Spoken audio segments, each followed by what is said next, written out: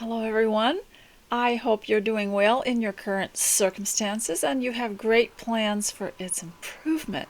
I'm Mrs. Sherman. Welcome to Homemaking Radio. I'm broadcasting from a corner of the manse this morning, and I have a little time this morning. I thought I better come and talk to you while it's still fresh on my mind. I so appreciate you coming here. It is such a blessing to me, and it takes time out of your day, I know, and that's why I try to just speak so that you can work or rest or walk. And I realize there is a problem with the subscription of getting this in your email. We're trying to get that straightened out today.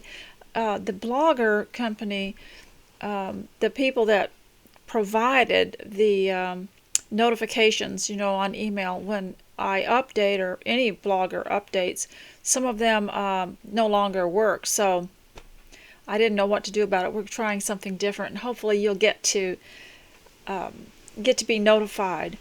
And so today, let me go on with this boring tirade about getting yourself dressed. Now, I realized the other day that I have moments and days when I realize I'm not going to be able to get cleaned up and dressed up until a certain grody job has been done, a grim job that must be done, and then I'm going to clean up, and I understand that completely. And I used to do that a lot. I would not clean up or dress up or anything until all this morning routine had been done, and then I realized that I might be taking the mood thermometer down a little bit too much for my children. And children are people too, and they need to be encouraged. We need to build one another up, and we have to build them up because they're going to be the ones that build us up or debilitate us later on. They'll pay us back, maybe even if they don't know they're doing it.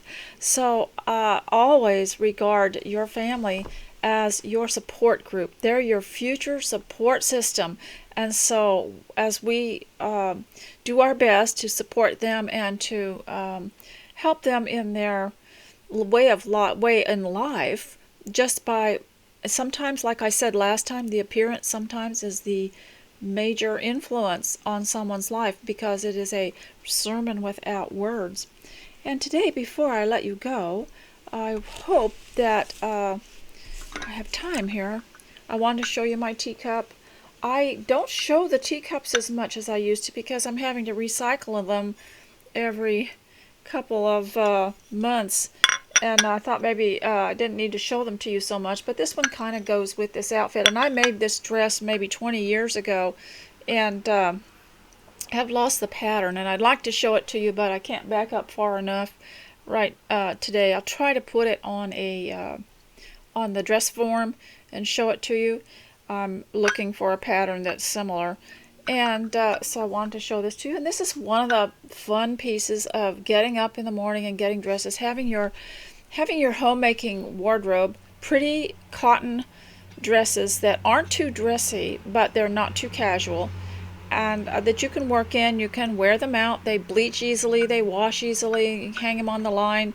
I know a lot of people ask me, well, you wear dresses all the time, but don't they get dirty?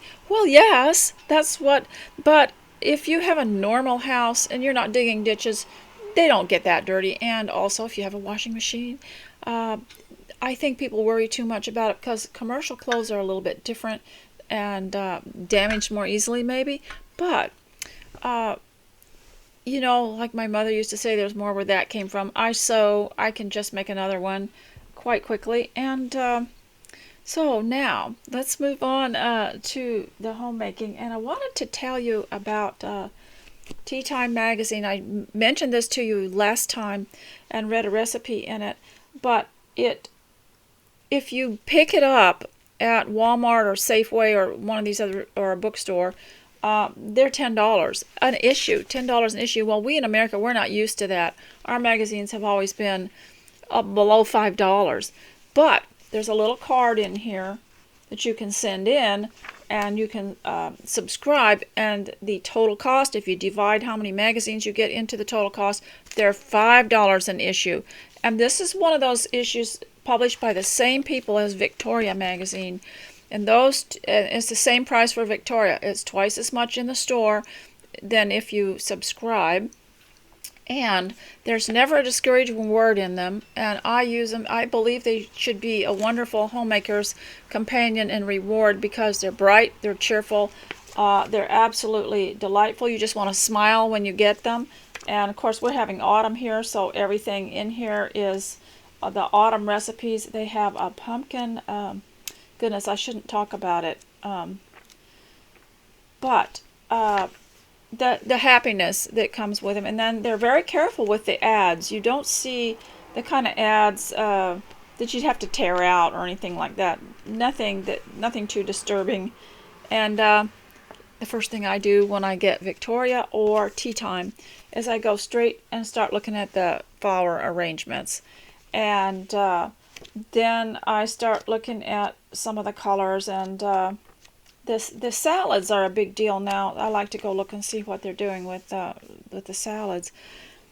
And I do have some homemaking hints for you, and one of them is to, if you're concerned about where to start, you can go to the place that is first seen when you come in the door. And that usually is quite easy. And someone might say, well, why would you say clean up the front room? That's usually the living area, the lounge room. Why would you want to do that first when the bathroom's falling apart, the kitchen needs to be done? Because it's quick and easy. It's the first thing someone would see. And then if you were a little bit behind on stuff and someone was due coming over, or even your family, they have a place to sit out of view of the stuff, and you can quickly go in there and keep them busy in the lounge area or living room, and quickly go in and make a bed or something.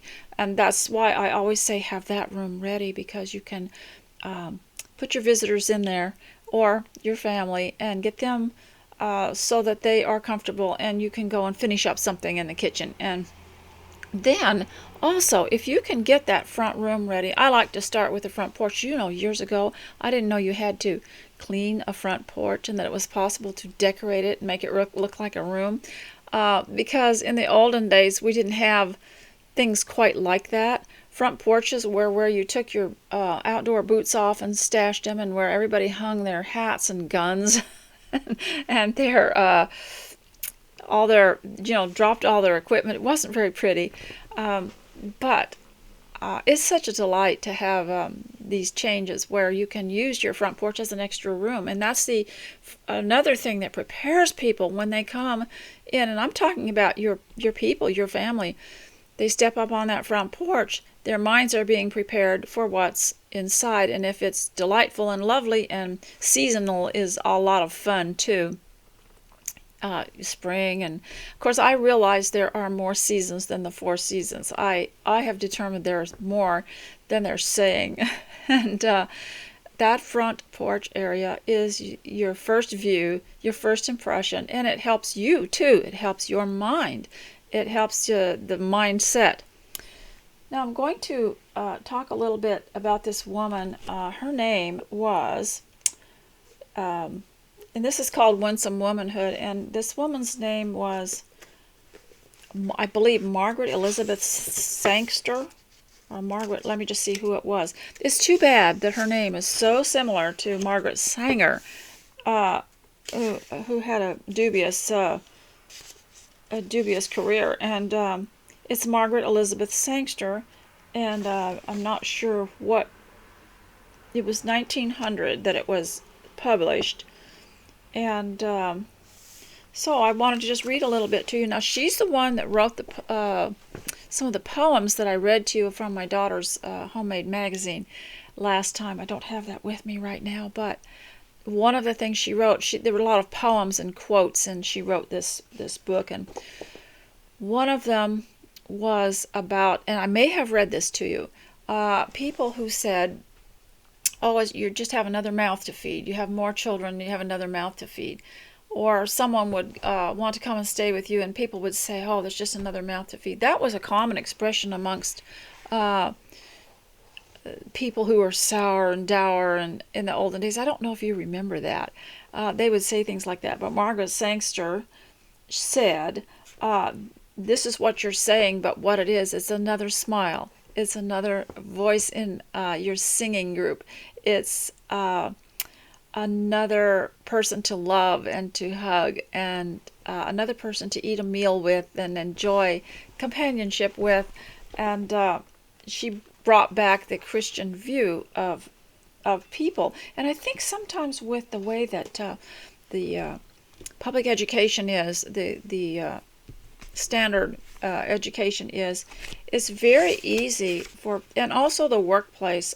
I'm trying to see if I've got the school social system, the work social system, causes us to be inundated with people so much all day long that it's possible for us to quit valuing people, to quit realizing they're all made in the image of God, that we're all very precious in His sight, and that's the way people view children or other people. If you've worked all day as a cashier and you've put up with people, you don't really want to talk when you get home, do you? That's one reason I think it's very good for women to be home and preserve that side of them and not get used up dealing with people all day. We're made to deal with the people God put in our lives, such as our families, our husband and children, or those that for some reason come into our lives in a normal way, not in a factory, not in the way that the schools have planned it, where they put you in a classroom with 25 other children and there they create your social system. That's not natural. And so I think in order to love other people, it's important to make sure that you don't get tired of them or get yourself in a situation where you're always upset with people. And the best way to do that is to limit your social life to your family, to the few people of your choice. You know, school doesn't give you any choice. Work doesn't give you any choice. They put those people together. You're supposed to bond. You're supposed to get along with them. They homogenize it all. And to limit it to the things that God put in your life that you must do and the people that you must be with of your choice. And maybe some that maybe aren't so much your choice, but limit it so that the love you have is extended fully to your family and to maybe extended family and brethren in Christ. And so I wanted to say that to you because of that poem that she wrote. I think I read it to you last time, where she said, you say it's just another mouth to feed, but it's another person to love. And so I want to go through some of my notes here and also read something to you from Margaret Sangster. And I hope that you're getting something done while you listen. And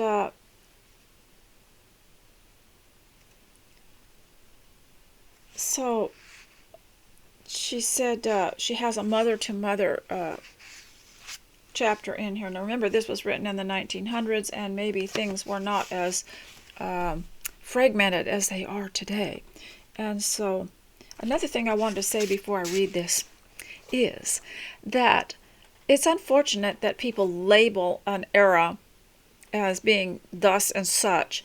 Like a lot of people will say, well, the 1950s, you know, this happened and these people dressed this way and it needed to be improved. And a lot of people will say the Victorian people were prudish and that sort of thing. And they'll also label the era as a style. But when you look back at your own family and your own ancestors, which I have pictures of my ancestors dating way back to when the camera was first used, and they don't always have what the media, high fashion publications showed of that era.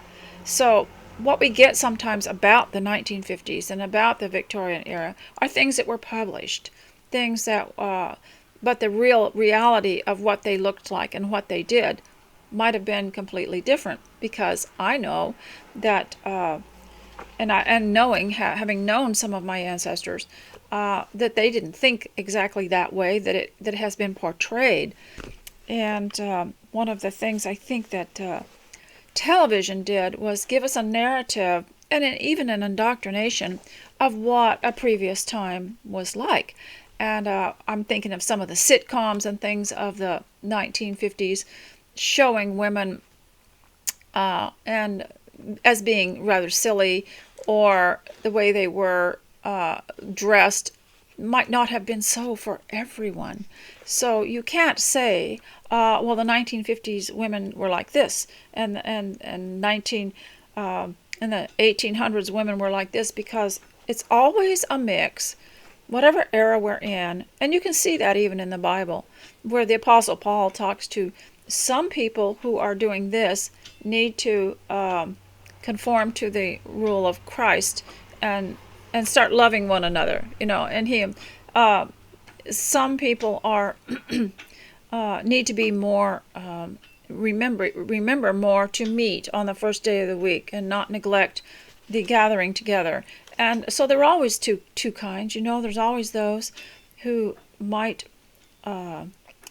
portray life this way and someone portray life this. You can't really peg it all. And I know even in the 1950s, I'm a child of the 1950s. I was a child in the 1950s, and I was a teenager towards the end of the 1960s. And the portrayal that the magazines and newspapers and books had, and the movies and the television had, of those two eras often shocked me, because we didn't do that. We weren't like that. We didn't wear our hair like that. We didn't dress like that. So you can't always judge the era by what the published people say about it. I'm thinking particularly of some of the sitcoms of the 1950s, and I'm thinking, well, that might have been what they did, but we didn't. But this was done in the 1900s, and of course everybody writes from their own experience. And so she has a chapter called Mother to Mother. At one point I sought my daughter for advice. I no longer remember what it was. Now I'm hopeful that she actually wrote this because it was revised by Shelley Noonan, who also modified and revised Beautiful Girlhood, which was a book from the 1800s, 1900s, and she did a good job. And a lot of it does need to be revised to be more readable, because some of the things, some of the ways they put sentences together, or some of the structure of things were a bit difficult. So let me see. At one point I sought my daughter for advice. I no longer remember what it was about. I can remember when I started asking my daughter, what do you think? So that she would start communicating with me as a full human being that would give me ideas too.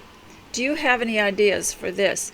And I'll often ask her, do you remember this? Can you tell me? And I'll ask her, what did you use when you made such and such? And or I will ask her what her opinion about something is. And as her mind became more fully formed, I gained a lot from that. That was great, what you would call where you build one another up. And wouldn't you rather do that? I mean, we all have our friends, don't we? But aren't most of our friends lacking in some way, whereas a daughter or a son has the same maybe mental wavelength as you do, and the same experience, very similar experiences. She asked questions to get a fuller picture of a situation and listened with empathy and careful consideration. At that point, we made our first step towards friendship. That should always be your goal. And I'm afraid young mothers, get real busy trying to make sure the children are bathed, properly fed, healthy, safe, and that they have some activities for them so that they're not just left on their own or bored, and forget about the fact that you have to bond together and communicate together. What a sweet treasure to have your daughter as your friend. In the next few years, the relationship between you and your daughter will go through a transformation. You will make the journey that blessed mothers through the ages have made, from mother to friend. The way may be easy or difficult, depending on the relationship you now have. I cannot offer a map that will guide you to an ideal relationship, but I can direct you to the map maker of our lives. Ask God for the wisdom and direction to proceed. In your time together, you will examine ways to choose friends, what a friend is, how to treat friends, and most important, your friendship with each other. I think it's sad that, many of us look back and think, we were told, well, you still have to keep up friendships after you get married and have your family, and spent time writing them letters, making phone calls, doing things with them, when probably would have been better off to have done things with our own children and our own, if we'd only look at it as something that was building both of your futures. And now I think I'll just go in the order of the books I have stacked here. This one was called Winsome Womanhood by Margaret Elizabeth Sangster, and revised and expanded by Shelley Noonan. Now, you have to be careful with some of the books that you buy. Even if you go to thrift books, now this is new, you can get new ones there. Sometimes, like I had to buy this a couple of times to get it right, because sometimes they print them off of a website where you get free books, and they aren't careful, and there'll be a great big margin here, and then the writing is off the page. And I had that experience once with the Jane Austen set that I wanted, and I haven't had a Jane Austen set of books since then. And so today I'm going to read also from While You Do Your Work. So I hope you'll be getting some dishes washed, get that front room cleaned up, sweep your porch, of course, get dressed. And I understand if you're not dressed, but what I found with not getting dressed and just throwing on an apron and going and doing all this stuff, thinking that, well, it's such a chore, I'll get cleaned up afterwards, is then people started needing things, and I ended up never getting dressed that day. And so also I think that your mind will be more focused and clearer if you will do something and get dressed. Now, we can't make ourselves much cuter, can we? We always want to be thinner, better looking, and smarter, don't we?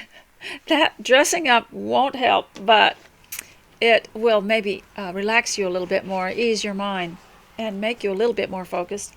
So I'm going to read, I'm at the end of Eric Sloane's weather book. Now, I believe he wrote a lot of other books, and these were written, goodness, I'm trying to think, the first one that I noticed was 1949.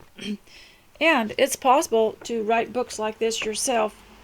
And once you learn about this, we have outsourced so much that homemaking becomes rather bleak to us, because we don't really understand the world around us. We don't understand our weather. We've outsourced it to the media. Oh, click on the weather and see what it's supposed to be, instead of discerning it ourselves. And books like this, these are homeschool books. They're not really in homeschool curriculums, but they're the extra stuff that we would order.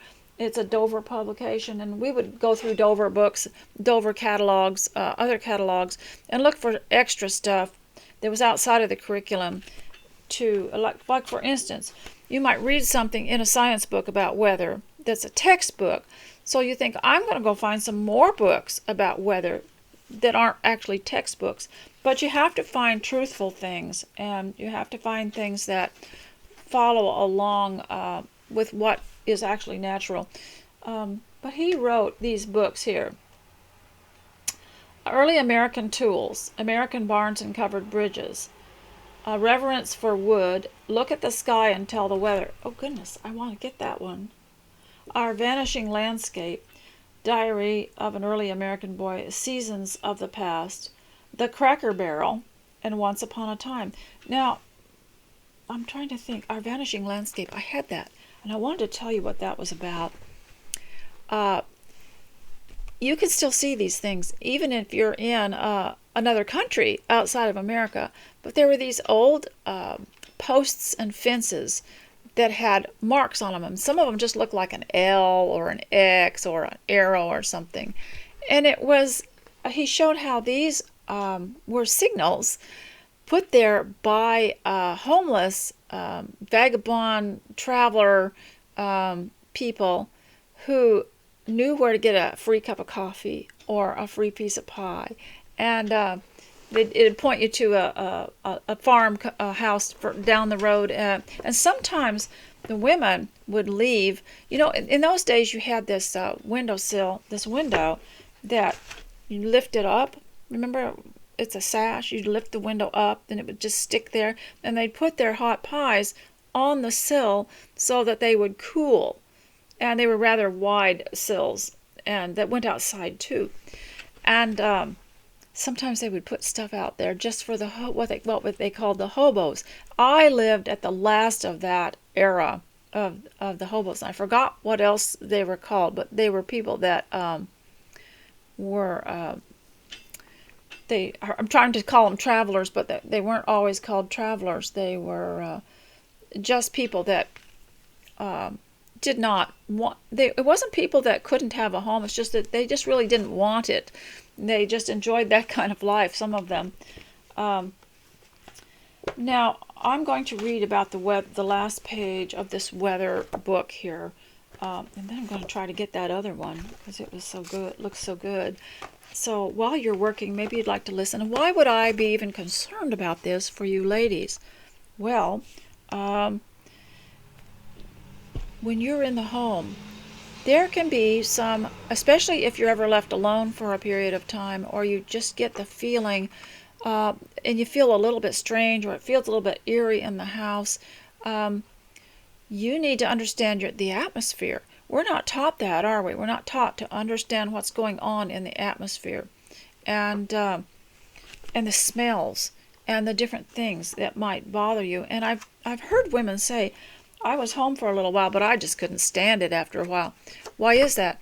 Well, because if you in a workplace, there's so much noise, and the schedule is so filled and so strict, you don't have time to feel anything, to think anything. You probably don't see the sunlight. I know Walmart has the skylights so that the natural light comes through in the Walmart stores, but you probably don't feel the atmosphere because it's all artificially produced indoors. You have your heat, you have your air conditioning, you have your light, you have, and you can't hear a thunderstorm, you can't, and then of course there's the constant noise of machinery and things like that. So you come home, you say, I'm not working anymore, I'm going to go home, I'm going to be a homemaker. And there's this weird feeling. So we need to understand the atmosphere. We need to understand what the cracks, that when we hear a pop or a crack in the house, what that is. I have read some of that in here, why that happens. And as a homemaker, we need to understand that. And so I'm going to read this to you, and I'm also homeschooling you. And when are you going to get your certificate? Never, because homeschooling never ends. You're going to just want more and more and start teaching yourself, and then you will become self-educated and autodidactic.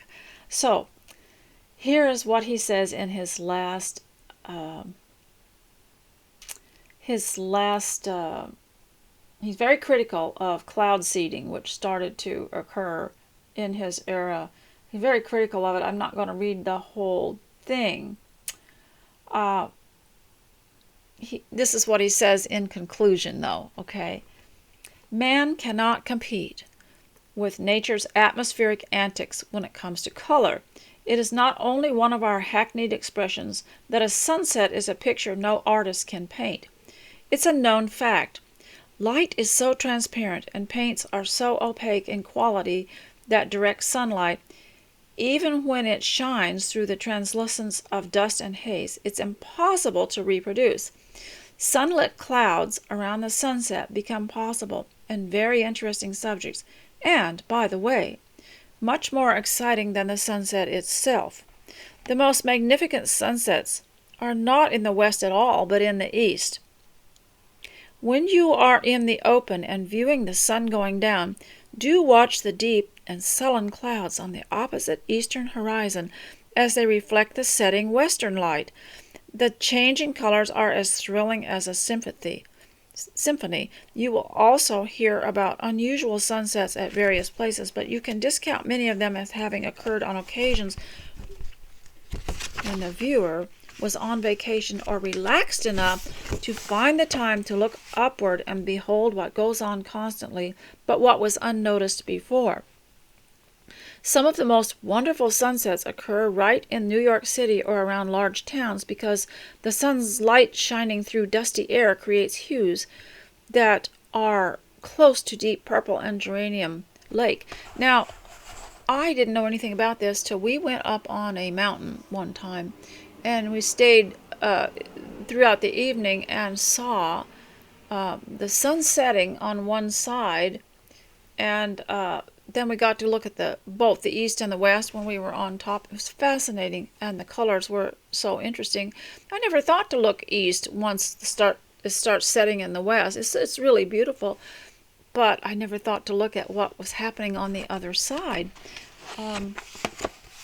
You will remember, and these are good homeschool practices and lessons and exercises to observe and take your children. You get a book like this. You know what? You could spend a whole semester on this, and you could even use this for reading, writing, arithmetic.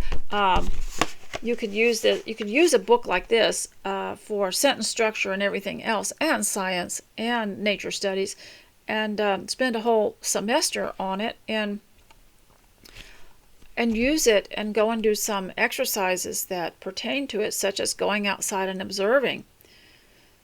You remember our discussion about snow not really being white. Well, we can continue that theme by remarking that the sky is not really blue. Space is jet black and air is really colorless, but the main particles of air refract the light of the sun so completely that they divide sunlight into its true body of colors, and we see color more than light. Try this refraction business with a glass of water as shown in drawing 81. And one reason you can use this for a workbook is he has so many drawings in here. I think this would be a good thing to learn. And everyone needs to have more than one ways to earn a living or have a career. Even if your child never got any kind of weather job, he would know. He would have one skill here.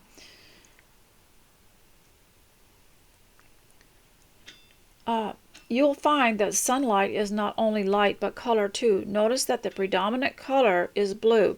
All the rest of the colors are in the sky too, but there is so much blue that it crowds the other colors out. We only see blue and say the sky is blue. Dust refracts red, which causes things near the horizon to appear redder, such as the far clouds, the setting sun, or the moon. But high above, where the air is dust-free, the sky begins to be a deeper blue.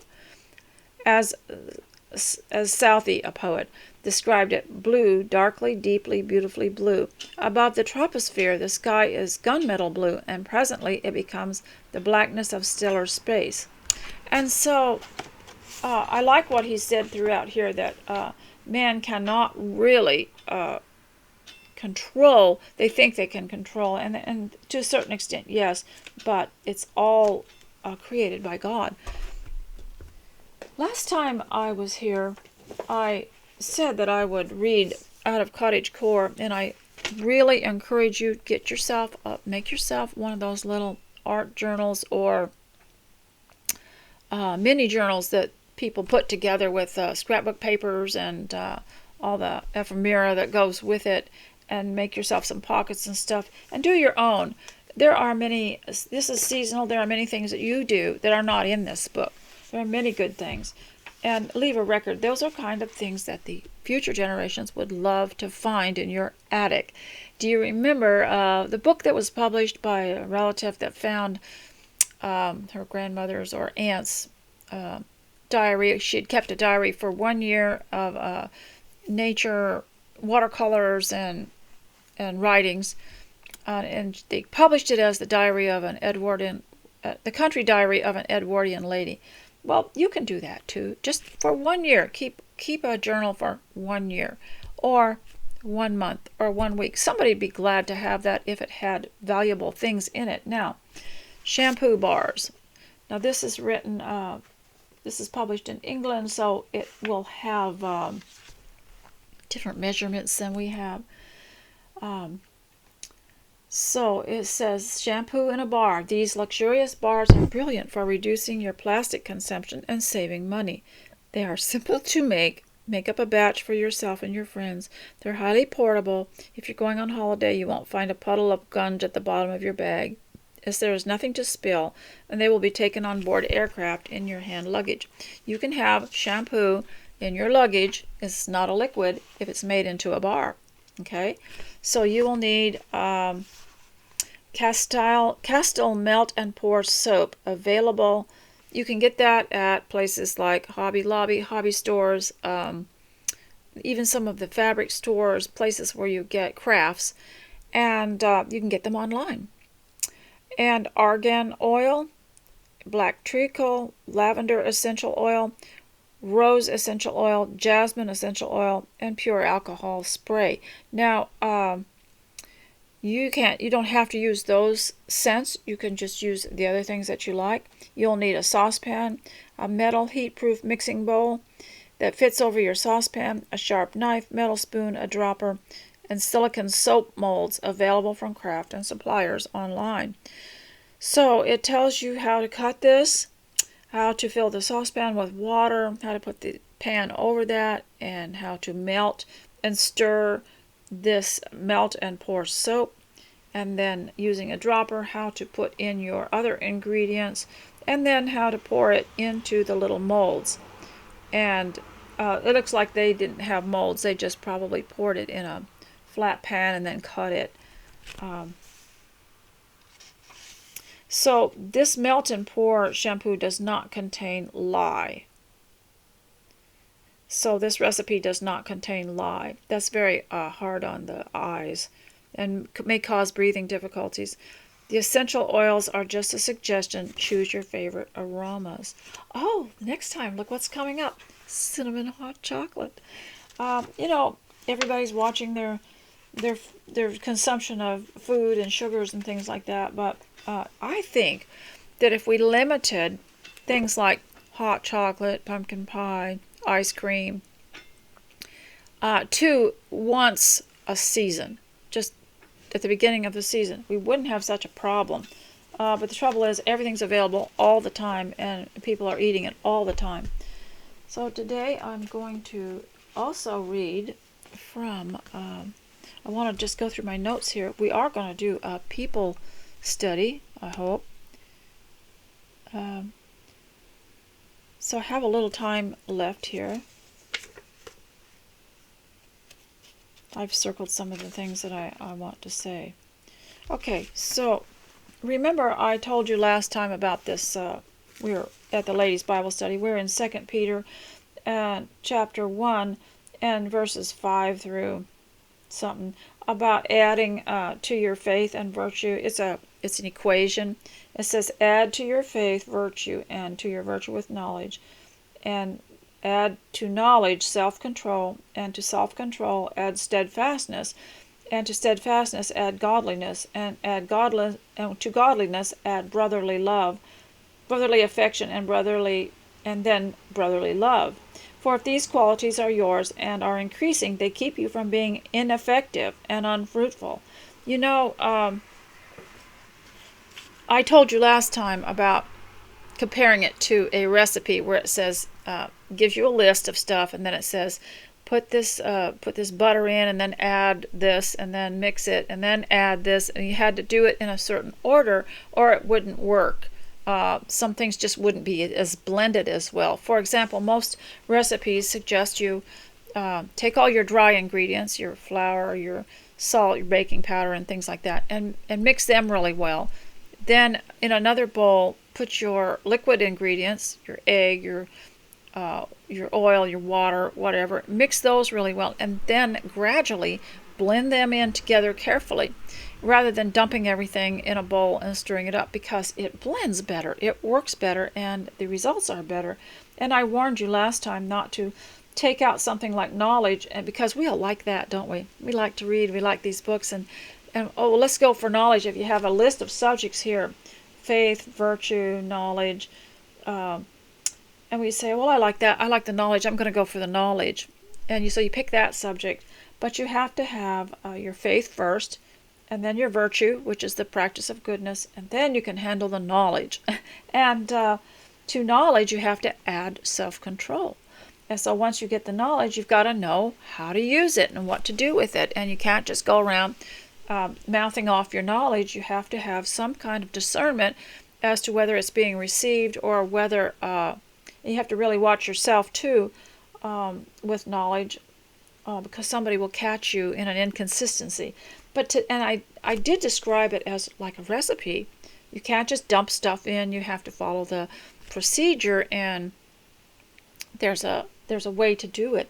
Well, let us also consider one of my sons is a builder, and if he were to give you a list, say, I want you to build me a little shed.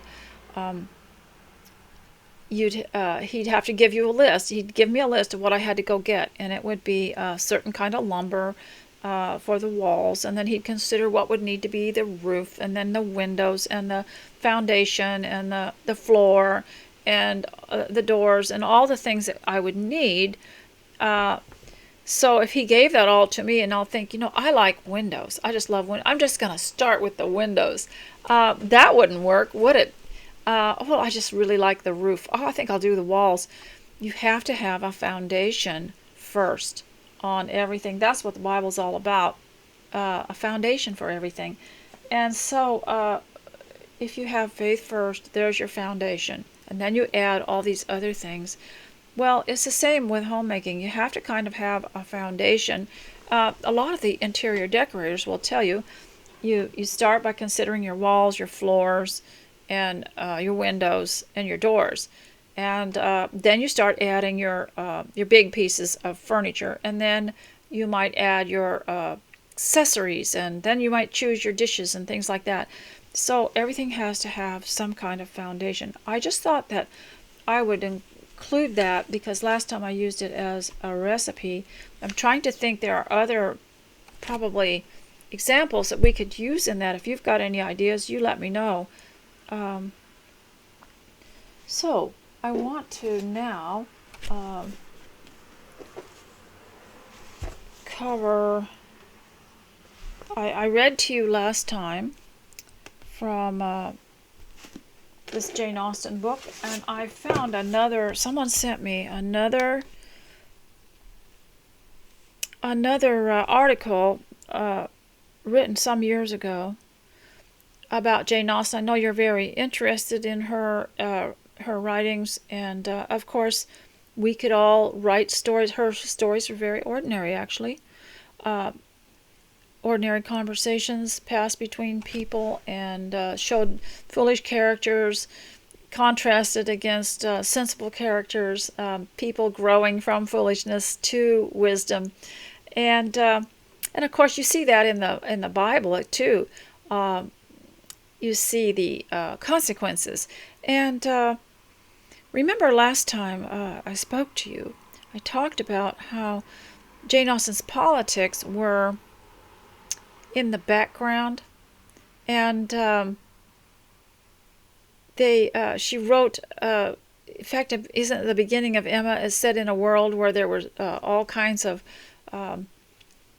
news going on, that Emma was not interested in anything but the little place that she lived and the people she was around. Very impressive, because we have to do that too, don't we? We as homemakers have to do that. We have to kind of keep it in the background so that our story can be lived out without the disturbance. I'll talk to you more about that. But let me read this article. The traditional critiques applied to Austen's writing have been that she ignores big history. In fact, when you read the books, even my daughter, when she was younger, and we had those books as reading material. She didn't know what wars were going on. She didn't know. When you look at Edmund B. Layton's paintings, he was an architect, but he made beautiful paintings also. You can't really tell the chaos that was going on around the world and what the media was saying, and the terror that was constantly leveled at people over world events and dangers, because he simply retreated and went and painted another nice picture. We're going to have to do that. We'll just retreat and go clean up something and put a new bouquet on the table. And we have to speak to the heart. The traditional critiques applied to Austen's writing have been that she ignores big history, meaning the charged political situations and theaters of war unfolding all over Europe, summarized by the complaint that at the height of political and industrial revolution, Miss Austen composes novels almost extraterritorial to history, although scholars regularly challenge this view. A 21st century critic asserts that Austen keeps historical reference to a bare minimum. Wouldn't that be nice if we could do that? I wouldn't call it historical reference. I'd call it media reference. We had years ago, we like to have our little Bible class and our ladies' tea afterwards, and it's just a time to get together and slow down.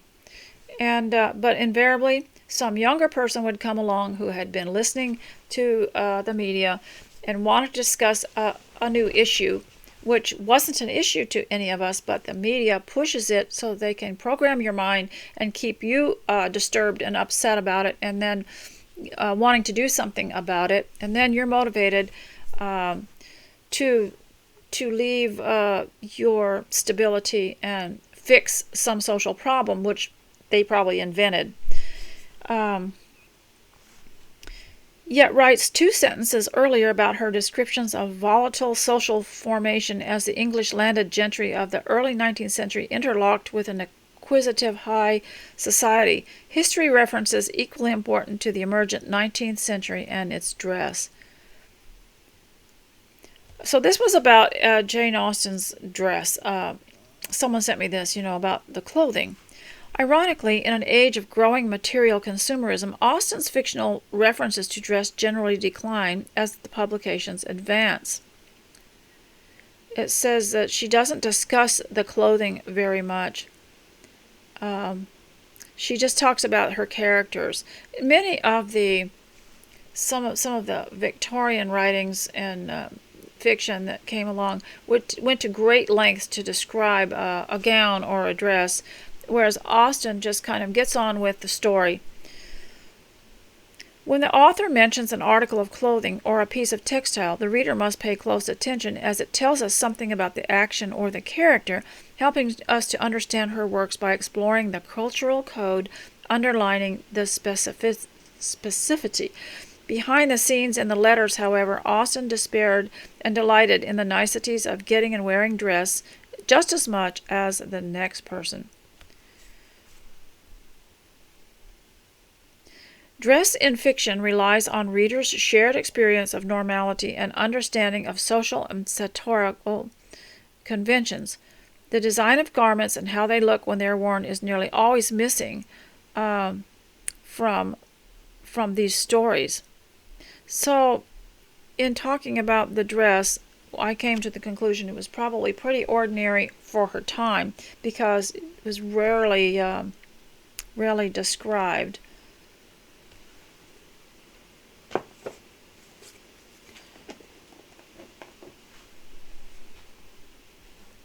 Goodness. So I hope you're getting something done. Now, I want to communicate to you a little bit about people. I just rarely get to that part anymore, and I have time for that. So, I'll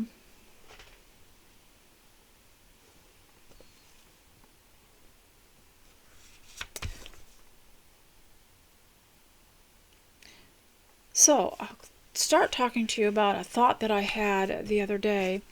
My daughter and I were discussing books that had been written that we really liked, that we had enjoyed, that later on were republished and and revised and had a kind of a co-author that went with them, and how disappointed we were in them. And some of them were quite classic and good books. And I wanted to warn you about this because sometimes what we concluded was sometimes you'll get somebody that admires something you're doing, whether you have a blog and you're writing, or you're doing videos, or you want to make a little movie or something, or maybe you've written something, and the temptation is to go and find an expert and say, how can I make this better, or what could I do to improve this, or tell me what I need to do. The expert will say, well, if you want to reach a such and such audience, and if you have a point to make, then you're going to have to emphasize this more in the beginning, or you're going to have to, or if you want to appeal to everyone, you're going to have to include this and this and this. And then you start adding these things to your blog or your book and everything, and you're just actually spoiling it because you're no longer as pointed as you were, trying to match up to that, and someone might be saying, well, if you want to sell this book, then this is what you have to have, and this is what you have to have. And pretty soon you end up revising it all and putting your original story in the background, because you're sure that these people know better than you do. And it can happen in the home too. Maybe you're deciding that you want to redo something, or you're going to just kind of change things around a little bit, and so you just innocently ask somebody, what do you think I should do with this room or something? And they start to influence you or to dictate, and next thing you know, the feeling is gone, and it's not really you. Your heart's not really in it.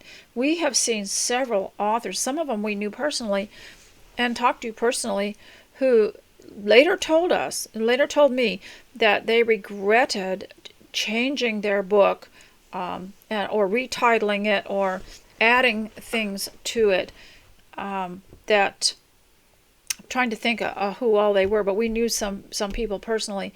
And but that was in the days when you had to have a publisher, and you don't have to have an editor or a publisher. You don't have to have that anymore. You can write anything you want. You can print it out. You can self-publish online. You do all the work yourself. But you're responsible for all the misspellings and mistakes. And so I just wanted to warn you about that. It's also anything you ask about, whether it's designing clothes, or if you have a class you'd like to teach, or you have some kind of I can remember wanting to put on a tea that was going to be rather large, and a lady that wasn't involved in it asked me if I'd like some help, and I said, oh yeah, if you want to do something. And she went in by herself to the meeting house room where we had the banquet stuff, and did all the arrangements and everything, and the ladies didn't like it. And so sometimes you have to have a little more faith in yourself, and don't go to the so-called experts. And I wanted to warn you about that. Also, there's this other problem that started decades ago. I always thought it was a phenomenon of modern psychology or something like that, but ladies at home need to know about this, and that is when someone doesn't answer. You speak to them and they don't answer, and sometimes we use questions in order to stimulate an answer, and they will say, well, you're always asking questions, or I didn't know the answer, I'm tired of answering questions, or something. But sometimes we could say something like, it's nice to see you, or it's a nice day, and they don't respond. It's very rude not to respond. Just say, oh, why, yes, it is. And teach your children, teach those around you to respond and not give you that silence. But what I have noticed over the years from just my own observation is I'll see someone else is trying to get their attention, or want to talk, want to say something, and the other person, instead of saying, I can't talk right now, I don't feel like talking, just won't answer.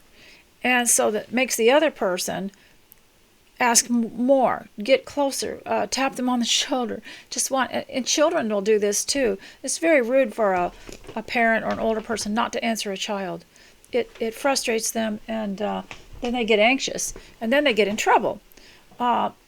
So I have seen this where in adult relationships where an adult will not answer another adult, and so the other adult feels intimidated by it and starts to stop talking so much or stop communicating. And when that other person gets her completely shut down, where she figures, oh, well, they don't want to talk, so I'm just not going to talk. Well, then that other person has got them completely shut down, and they will ask a question and get that person started again. So that gives that controlling person more material. They've got to have that material. So they get them started again by asking a question, and the question is their interest and their subject. So they'll get you, they're using you, and it's also, it's hard to describe. I can't remember exactly, but the feeling can be so humiliating when you say something to someone and they don't acknowledge it. Now, if you don't want to participate or create a conversation about something, you could just say, oh yeah, I understand that subject, and you can just nod and you can say or something like that. That's what we used to do. But you don't have to ignore someone if you don't like the subject. But having taught ladies' Bible classes and been around ladies, I noticed over the years how much more prominent that attitude has got, and I don't know where it's coming. It happened years ago, but it's gotten a little bit worse, I think, where I'll see one will not answer another one. Or I even saw many years ago, someone asked another lady a question, and I don't even think this was in church. This was some other group. And the lady who was asked the question didn't want to talk, so she just turned her back. And this is very, very rude too, and it's it leaves the other person feeling very inhuman. As to what to do about it, if it's done to you, I would say just smile and say it's very nice to see you, and just go on and smile and be happy, because they're trying to plummet your mood. A lot of people are negative, very negative people, and they want everybody else to be negative too, because for some reason they think happiness maybe robs them of something. I'm not sure. It's an age-old problem.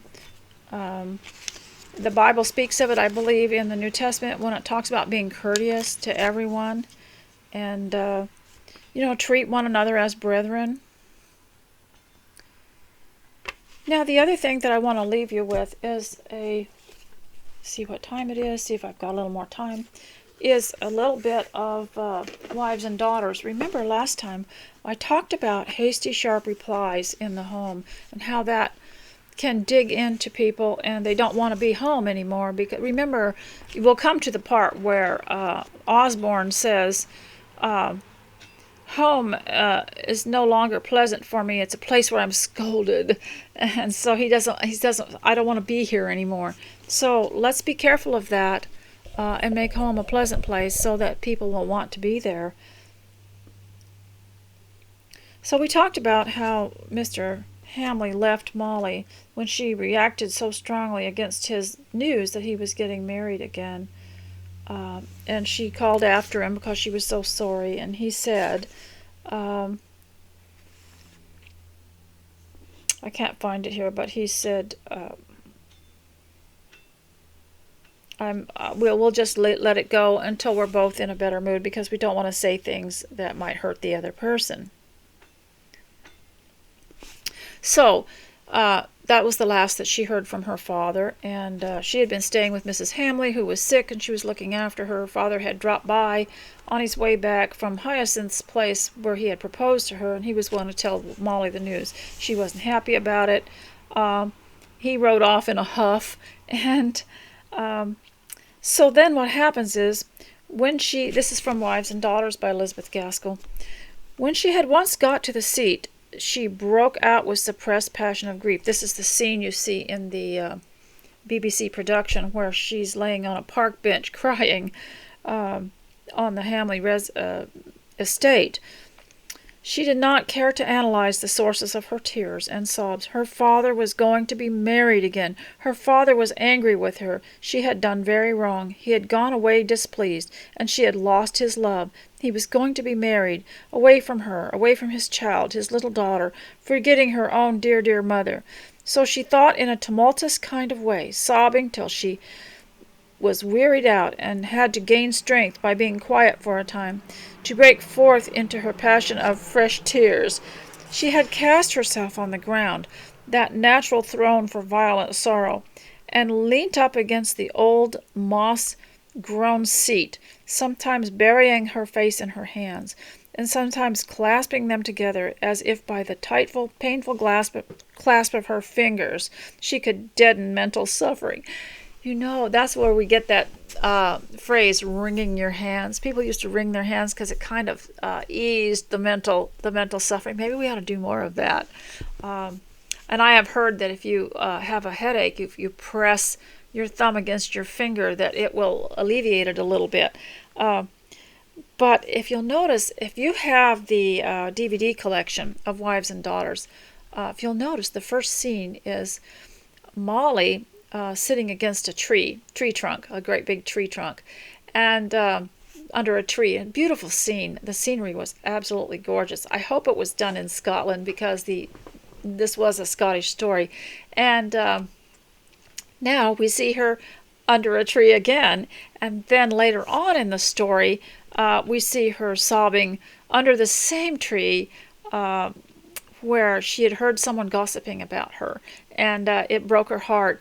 And so I just think that's a significant thing. And my mother used to say that when she got very stressed or lonely out on the homestead, and the winters had been long and hard, and she particularly mentioned the time when she'd had several hardships, that she'd go outside and lean against a tree and cry and cry and cry until there wasn't a drop of water left in her head. And then after that, she said a wonderful feeling of peace came over her.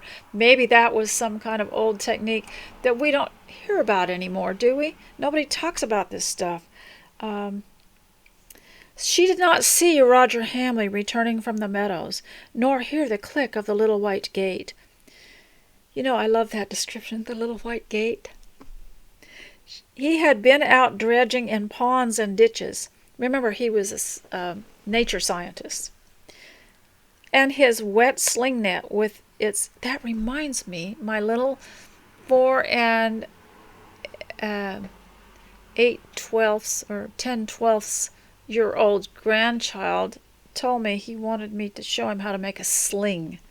I have to learn that now. I have to learn how to make a sling, because I'd bought him a little book about David and Goliath, and he later on asked me, could you show me how to make a sling? Yes, I have to learn how to do that. And his wet sling net and its imprisoned treasures over his shoulders. He was coming home to lunch, having always a fine midday appetite, though he pretended to despise the meal in theory. But he knew that his mother liked his companionship then. She depended much upon her luncheon, and was seldom downstairs and visible to her family much before the time. So he overcame his theory for the sake of his mother, and had his reward in the